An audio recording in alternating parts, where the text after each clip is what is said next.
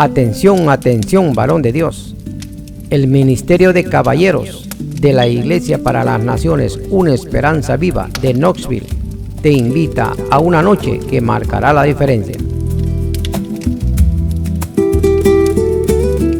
Vivimos tiempos donde necesitamos fortalecer nuestra fe, apoyarnos mutuamente y caminar juntos como hombres de valor.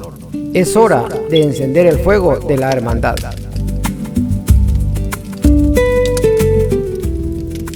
Acompáñanos este sábado 27 de junio, a partir de las 5 de la tarde en adelante, a nuestra gran fogata de caballeros. Nos reuniremos en las instalaciones de la iglesia, en el 3108 Buzzwood RD, Knoxville, 37921.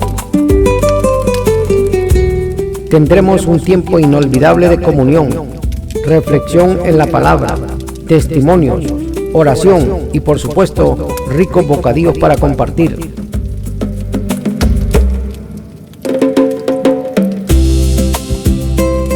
Ven con el corazón dispuesto y no vengas solo, trae a un amigo contigo. Recuerda, mirad cuán bueno y cuán delicioso es habitar los hermanos juntos en armonía.